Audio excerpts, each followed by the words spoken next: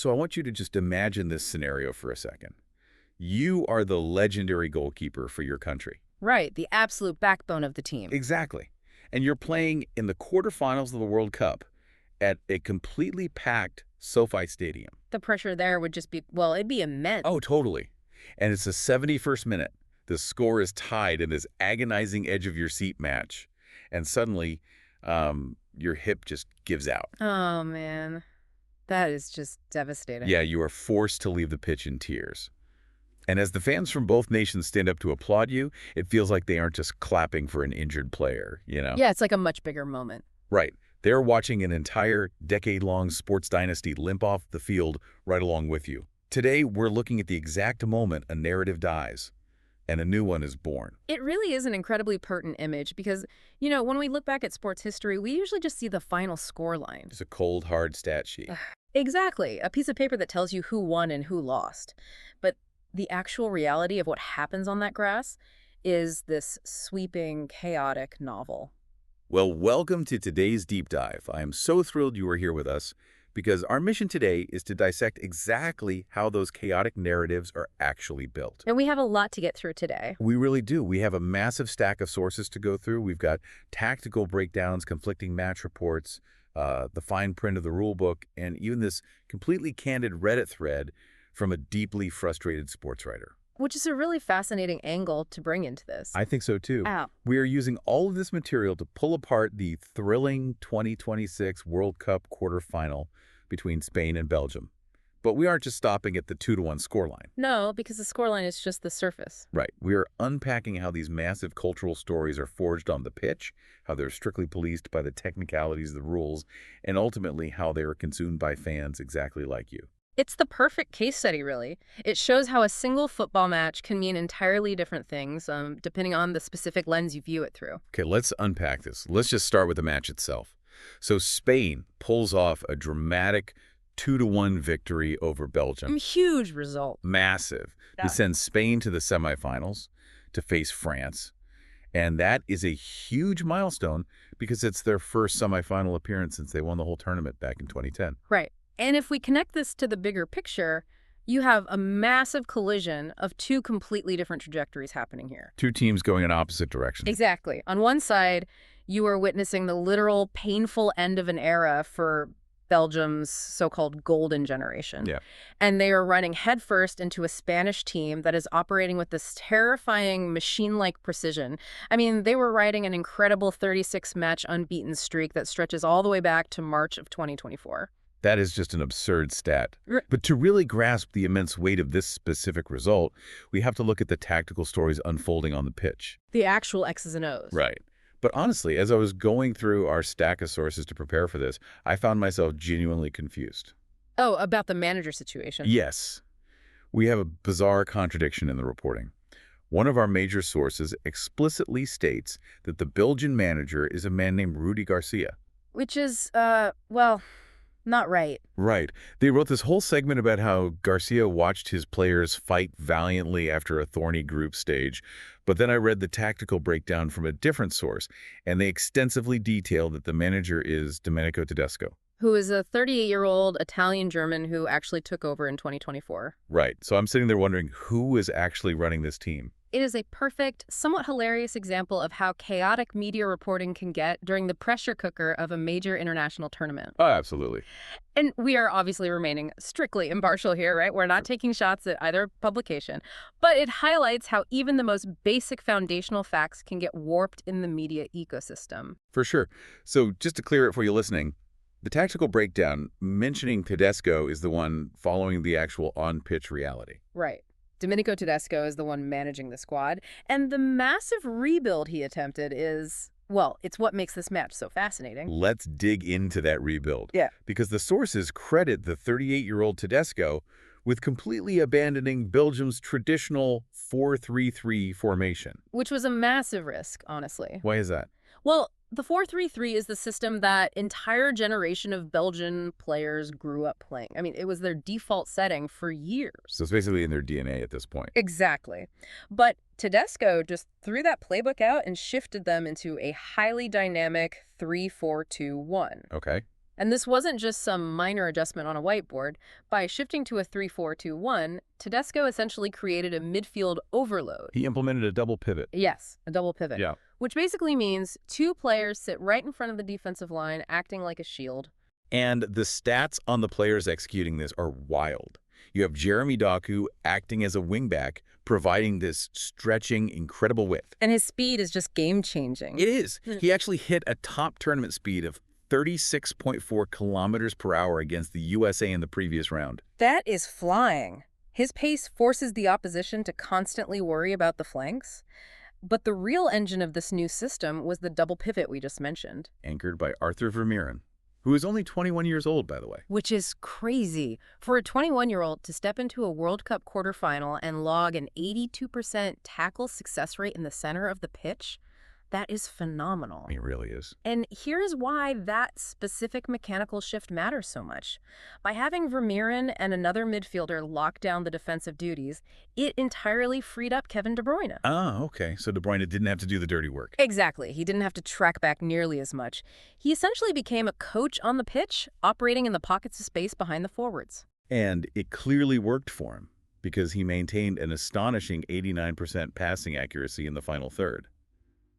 Because the system protected him. Right. It sounds like an absolute masterclass in blending young, incredibly fast legs with brilliant veteran brains. And it worked for a moment. I mean, we saw Charles de Ketelaere score a brilliant equalizer. A fantastic goal. Yeah, he perfectly headed home across from Timothy Castagne, which, the sources note, he actually credited to his intense training drills with Romelu Lukaku. That veteran leadership paying off again. Exactly. But despite that tactical brilliance, the physical reality on the pitch was just a nightmare for Belgium. They completely fell apart. The injuries just piled up. It was brutal. Yeah. Amadou Onana was already out. He literally entered the stadium on crutches because of an ACL tear from the USA game. Just terrible luck. And then minutes before kickoff, Yuri Tielemans suffers an injury in the warm-up and is scratched from the team sheet. Right before the game starts. Yeah.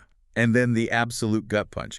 Thibaut Courtois going down in the 71st minute with that hip injury we talked about earlier. And we really need to look at the causality there.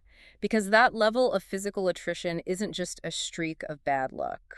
You think it's connected to the tactics? Absolutely. When a manager implements a dynamic 3-4-2-1 against a possession-heavy team like Spain, it requires an exhausting, relentless, high-pressing work rate from every single player. Oh, so they are just running themselves into the ground. Exactly.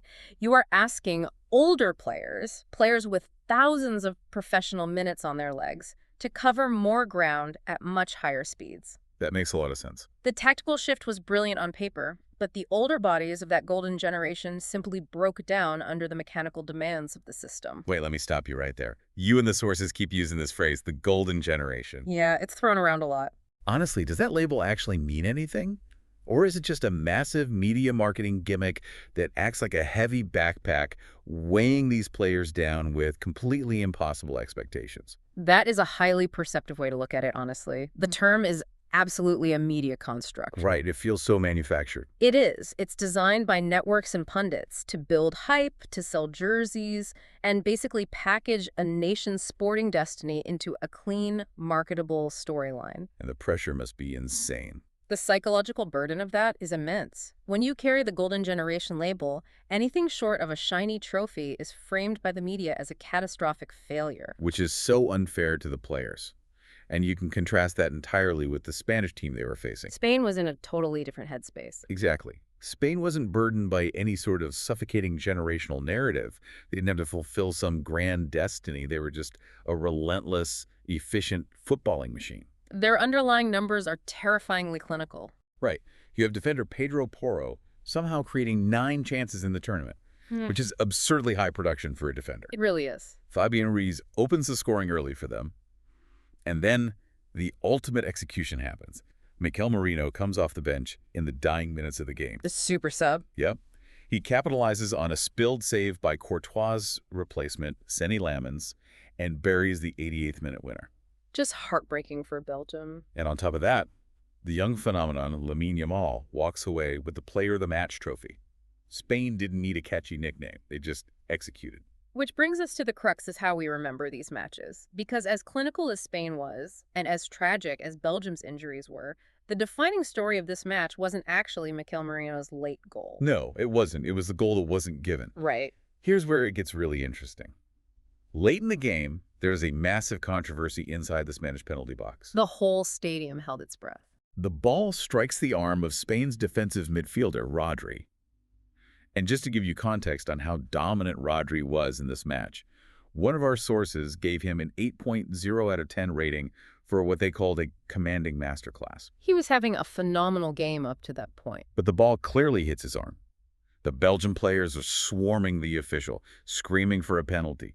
The fans in the stadium are losing their minds. Total chaos. But English referee Michael Oliver just waves play on, and VAR does not intervene. Now, if you are a Belgian fan, or really anyone watching the broadcast without a rule book sitting in your lap, your immediate reaction is just outrage. Oh, 100%. You see an arm block the ball in the penalty area, and your brain instantly says, well, that's a foul. It's instinct. But if we look at the breakdown provided by the sporting rules, they illuminate the actual mechanics of the IFAB laws that governed this specific decision. Right, there is a very specific clause about deflections, isn't there? Exactly. The rules explicitly state that if a ball travels directly onto a player's hand or arm from the head or body of a teammate, it is not an offense. Oh, no. No. In this sequence, Spanish defender Aymeric Laporte headed the ball from extremely close range. He headed it forcefully, and it ricocheted directly onto Rodri's arm. So it's friendly fire, basically. Essentially, yes. Furthermore, the officials deemed that Rodri's arm was in a natural position for his body movement at that exact second. He wasn't extending it to artificially make his body bigger. I was trying to picture the physics of this while reading the source, and it's like someone throwing a heavy textbook at you from 2 feet away. That's a great way to put it. If your arms are down by your sides because you are naturally walking or running, you literally cannot rewire your brain and contract your muscles fast enough to move your arm out of the way. It's just humanly impossible. It's like a chaotic game of pinball. You can't penalize the flipper for a wild ricochet if a teammate's bumper fires the ball at it from point-blank range. The rulebook is finally acknowledging human reflexes and biomechanics. What's fascinating here is how that cold, biomechanical reality completely clashes with the emotional narrative. They are completely at odds. For a fan in the stands, the visual evidence is all that matters. A handball is a handball.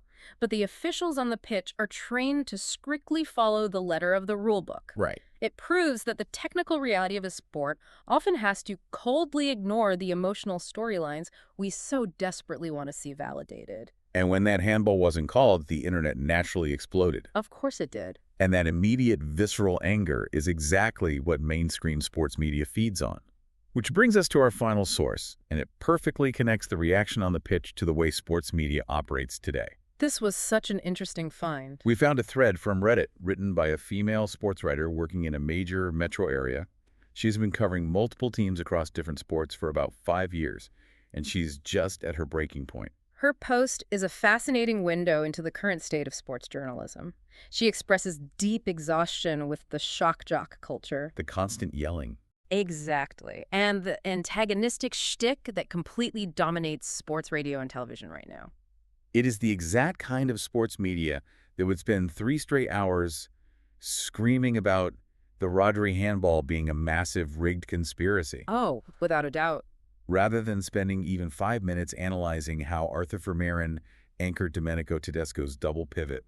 She is just tired of the performative outrage format. So she goes to the Reddit podcasting community to test out a totally new idea. Yeah, she wants to start a solo podcast, keeping it tight at 10 to 20 minutes long. Short and sweet. She wants to focus on forgotten, under-the-radar local athletes, or even just pivot completely and do a weekly segment reviewing sports movies. Which sounds like a lot of fun, honestly. It does. She is actively trying to shift her narrative away from the loud, repetitive talking points that massive networks recycle endlessly. She is essentially proposing a grassroots alternative to the industrial sports media complex.